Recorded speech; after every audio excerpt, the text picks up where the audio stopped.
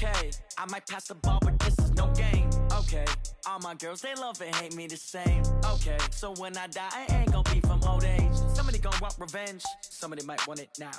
Right pocket got euros, left pocket got... Hello, everybody, it's the coach. This is a special edition of the NFC Championship game on EA Sports. Straight ahead, we've got a great one on tap between the Seattle Seahawks and the Chicago Bears. I'll join you again at halftime to look at some of these stats and scores from earlier this afternoon. But for now, it's Sunday Night Football. And on the call, as always, Brandon Godden and Charles Davis. All right, thanks, Coach. EA Sports coverage of the National Football League is on the air. Coming up, it's a battle to represent the NFC in this year's Super Bowl, and we've got a classic in store between the Seattle Seahawks and the Chicago Bears. Hello, everyone. Alongside Charles Davis, I'm Brandon Godden. The postseason continuing here on EA Sports, and man, it is electric in here, and it should be conference championship time. I don't know about you, but my butterflies in my stomach, they have iron wings in this one. And every guy I've ever talked to has all said the same thing. This game, the conference championship game, may have more intensity than even the Super Bowl because you know what the stakes are. You're trying so hard to get to the big game that this is the one that's the real challenge.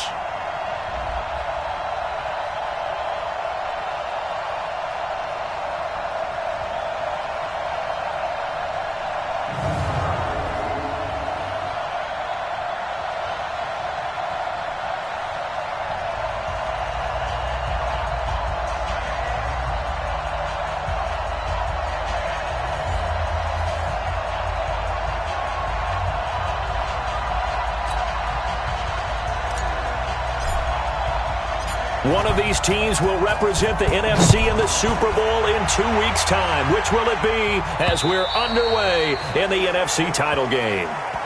And this will be a touchback as that sails over the end line. So here are the Bears now for their opening drive. And here's a look at their leader, standing 6'4". And what I enjoyed watching this week when we had a chance to watch them at practice, the easy camaraderie that he has with his offense. A lot of respect. A lot of respect, and frankly, I thought it spilled over to the defense. I thought the defensive guys were coming over and teasing and joking with him. You can tell they respect the heck out of him and really want to play well for him. They'll run on first down. Zimmerman. It'll go as a loss of 3 right away, and it's second down.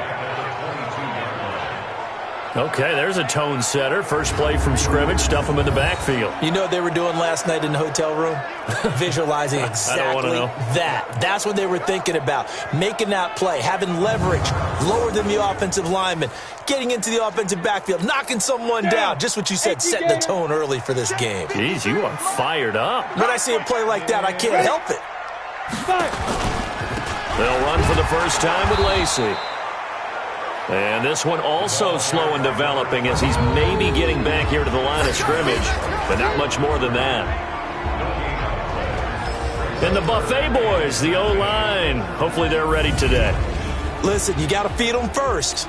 But if you do, you usually get a great product out on the field. And when they play well, the quarterback can't wait to feed them afterwards. Looking to throw. Childress.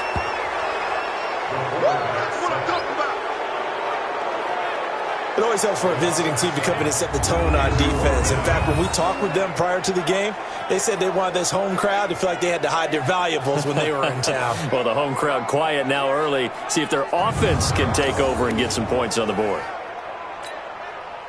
Here comes the Bears punter now. He'll kick it away after a 3-and-out on the opening drive of the game.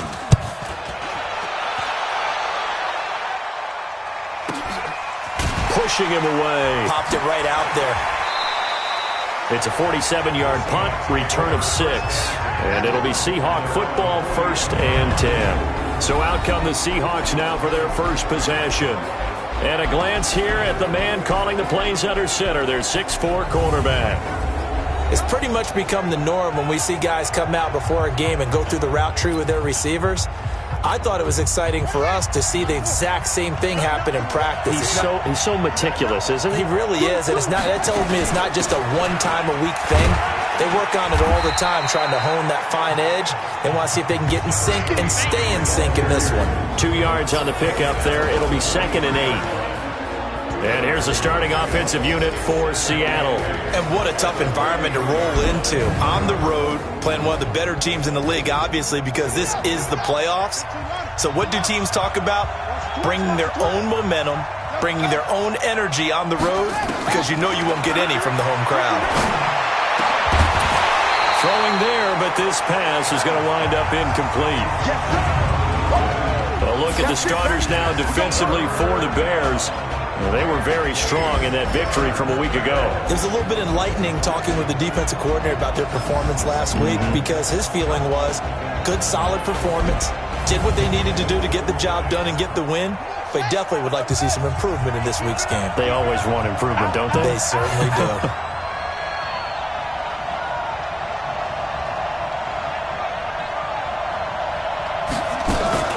Off the play fake. Patton. He'll find his man on the comeback route. Complete. And taking it across midfield and inside the 45. That one good for 14 and a Seahawk first.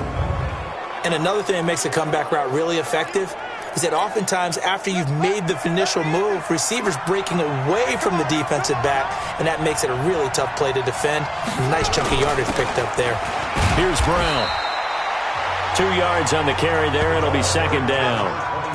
Well, he was looking for some running room, and there wasn't a whole lot of it there on that play. I think he was lucky to get a couple of yards out of it, because those defenders, they were rallying to the football pretty quickly.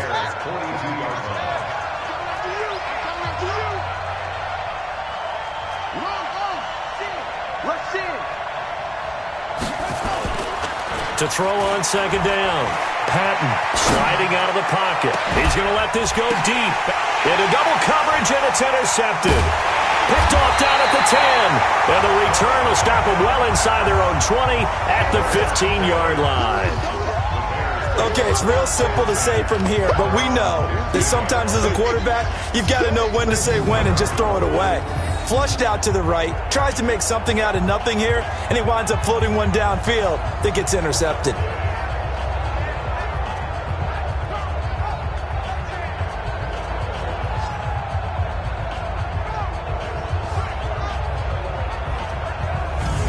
Here's the Chicago offense coming back out onto the field. And on the first drive, 3 and out. I know that these are professional athletes, but I would imagine sometimes you get the nerves at the beginning of a game still, don't you? Those don't ever go away.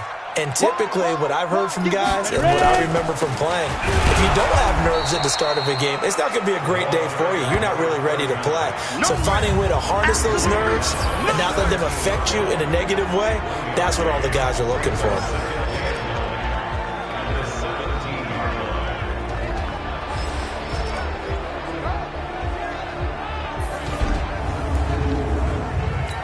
Got it? 53 is the mic. 53 is the mic. All day, every day, any day. Let's go. On 2nd down, it's Zimmerman. And he is met quickly in the backfield. Down he goes, folded like a lawn chair. A quick observation, Brandon, because early on in this game, I'm seeing linebackers playing with their noses close to the line of scrimmage. And my guess is the wheels are turning on that other sideline. As a play caller, you're filing that away right now, aren't you? Yeah, you're trying to find that opportunity later on when you can play action them or stick something to them between the 2nd and the 3rd level. Here we go.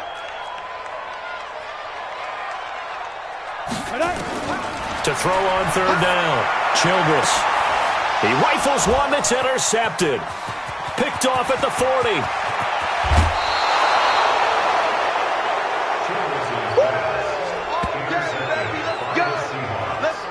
Well, certainly not how he wanted to start his night. First throw of the game, an INT. Yeah, it's not easy, but he's got to try and wipe that one away from the memory banks. And let's face it, it's not often a quarterback and a defensive back have a lot in common. But one thing, because they have these individual type plays, they've got to have short memories, don't they? DB gets beat, wipe it away, quarterback throws a pick, has to do the same thing.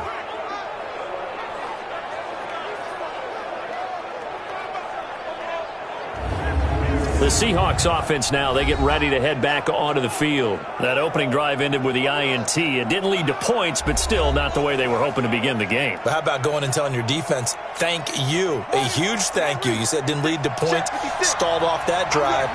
Now they've got a chance to redeem themselves, maybe reward their defense a little bit by putting some points on the board. And he will take this one in for the Seattle touchdown. A 3-yard touchdown run as his guys are able to strike first here in this opening quarter. And on a stage of this magnitude, the conference championship, so many early game jitters can happen, so that score is a big relief to a coach. Yeah, no one wants to mention that in the locker room before the game. No one says, hey, don't fumble or don't do this because you don't want negative thoughts. That's why getting off to a good start is so huge for everyone. The first score in the conference title game, massive. Now they'll line up to kick the extra point. And this will give the Seahawks a 7-0 lead. A nice tidy little drive there, getting the ball in excellent field position and only one play to score it.